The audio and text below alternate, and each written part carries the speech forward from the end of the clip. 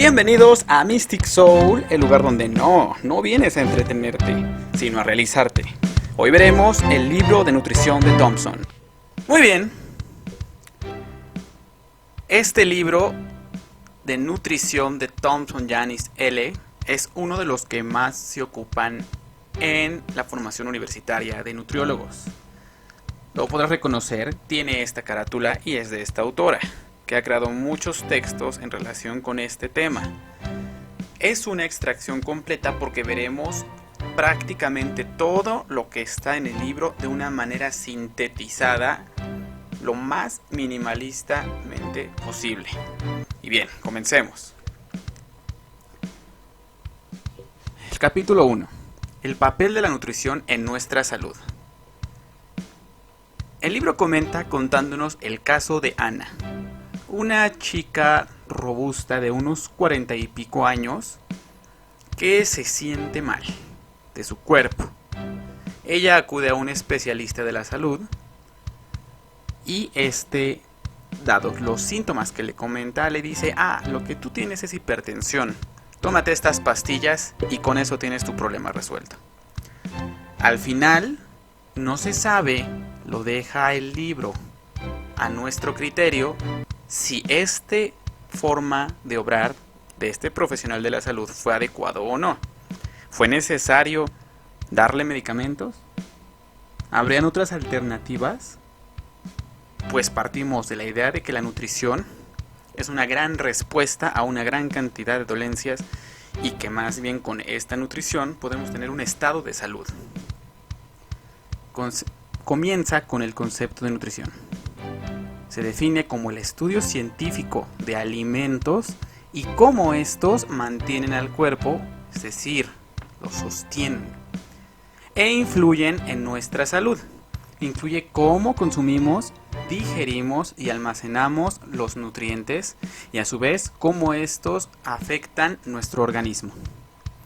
El siguiente concepto son alimentos, definidos como las plantas y los animales que consumimos. Lo cual quiere decir que no. Los medicamentos no son alimentos, las drogas no son alimentos, al menos la marihuana sí sería un alimento, pero no lo abordaremos en este video sino en otros. Y así sucesivamente. Posteriormente se nos menciona que históricamente en el siglo XVIII existe o se especula una relación por primera vez entre los alimentos que se consumen y las enfermedades. El caso de aquí fue vincular a la vitamina C, carencia de vitamina C, con el escorbuto.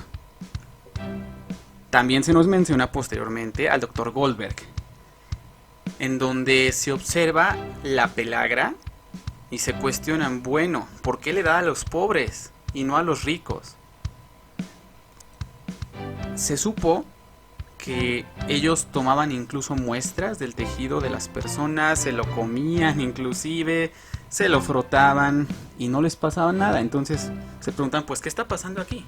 ¿Y por qué a esta población? Entonces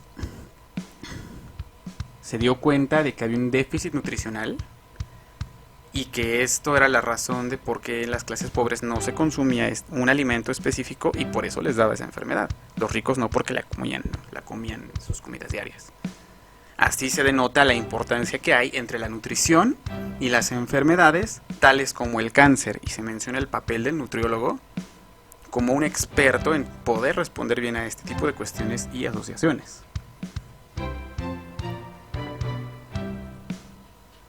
Actualmente ya se ha vinculado, entre muchas enfermedades, a la osteoporosis, la anemia y el escorbuto con factores nutricionales específicos, que los iremos abordando. Se nos da el concepto de nutrientes, que son sustancias químicas presentes en los alimentos que el organismo utiliza para obtener su energía, es decir, extraer su sustrato energético. Ayudar al crecimiento, mantenimiento y reparación de los tejidos que tenemos todos en nuestro cuerpo. Posteriormente se nos da el concepto de nutrientes esenciales, que son aquellos que cumplen funciones fisiológicas específicas. El cuerpo no puede producirlos por sí mismo en cantidades adecuadas, por lo cual tenemos que adquirirlos por heterotrofía, es decir, comernos a otros organismos animales para que nos los den. Si nosotros no los consumimos, tendremos daños a nuestra salud que pueden ser tan graves como la misma muerte. Y bien, tenemos 6 grupos de nutrientes esenciales, es decir, que tenemos que consumir. Aquellos que dan energía, que son los carbohidratos, los lípidos, las proteínas, y aquellos que no dan energía, que serían las vitaminas, los minerales y el agua. Los iremos abordando poco a poco. Se nota también el concepto de un nutriente orgánico, que es aquel que contiene carbono. Son, así pues, los carbohidratos, los lípidos, las proteínas y los minerales. Todos ellos tienen carbono. Así como los nutrientes inorgánicos, que si tenemos 6 y quitamos estos 4, quedan los minerales y el agua. Asimismo, se nos da el concepto de macronutrientes. Este lo escuchamos por todos lados, sobre todo las personas que entrenamos. Y se definen aquí como aquellos que aportan energía y se requieren en grandes cantidades en comparación con los micronutrientes que lo veremos ahorita. Así pues, son estos los carbohidratos, hidratos de carbono, las proteínas y los lípidos o grasas. Es valioso destacar que a pesar de que el alcohol aporta 7 calorías por gramo, no se considera un macronutriente, ya que no cumple una función biológica como así sí lo hacen los 3 anteriormente mencionados. Así que si te vas de borrachera y empiezas a ponerte mal y vomitas, que sepas que va a tener un costo y que es que muy probablemente te empieces a poner gordo. Y es que al contrario, el alcohol lo que hace es desinhibir nuestra corteza frontal, prefrontal, temas que después abordaremos en neurociencias, y hacen que disfuncionemos. Por mucho que lo disfrutemos, pues no va a ser parte de un funcionamiento óptimo de nuestro organismo.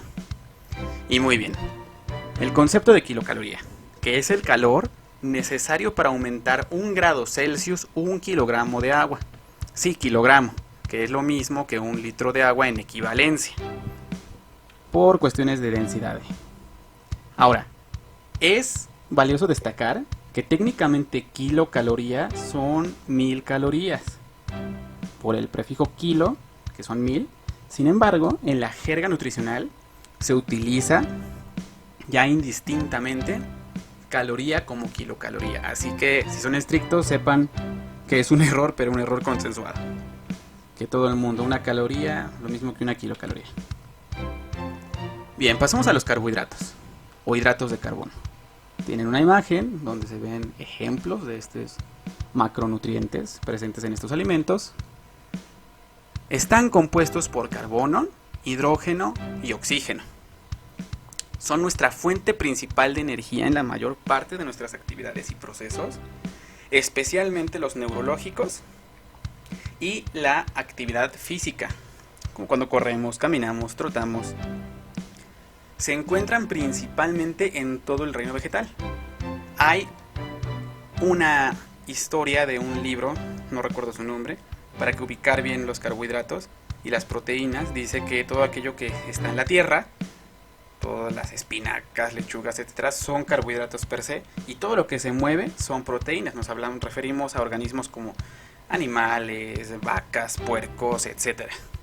Como un tip para que así puedas comprender rápidamente dónde se encuentra cada uno. Lípidos. Ejemplos de alimentos que tienen los lípidos. Y son sustancias orgánicas no hidrosolubles, es decir, si tú los pones con un vaso con agua no se van a mezclar. Encontramos así los triglicéridos, los fosfolípidos y los esteroles. Estos igualmente contienen carbono, hidrógeno, oxígeno y en el caso de los fosfolípidos, fósforo. Tienen menos hidrógeno y oxígeno en comparación con los carbohidratos, lo cual explica que tengan también una mayor cantidad de calorías, 9 por gramo, en relación de los 4 que tienen los carbohidratos. También tenemos a los triglicéridos, que son ocupados como combustible en actividades de baja o mediana intensidad, como caminar, trotar, en el ayuno, cuando dejamos de comer, y en el sueño. Aportan vitaminas liposolubles, es decir, solubles en grasa, y ácidos grasos esenciales. Como ejemplos de grasas sólidas tenemos a la margarina, la mantequilla y la manteca, que en opinión de nosotros deja de consumirlos, son basura. Así como también tenemos a las grasas líquidas, que se encuentran prácticamente todos los aceites, de coco, de maíz. El de coco es muy bueno, por cierto.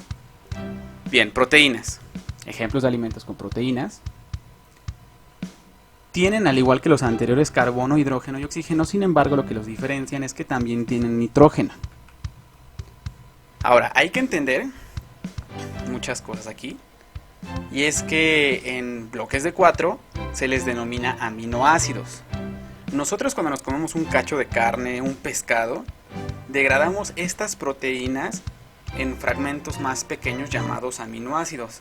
Luego, con estos fragmentos hacemos nuestra propia proteína, porque la humana no es la misma que la del pescado, que la del cerdo. Tienen una composición de aminoácidos diferente según sea el alimento. Para entender esto hay una analogía muy interesante. Imagina que cuando tú comes un pescado es como si te comieras o tuvieras un collar con cuentas o bolitas de diferentes colores.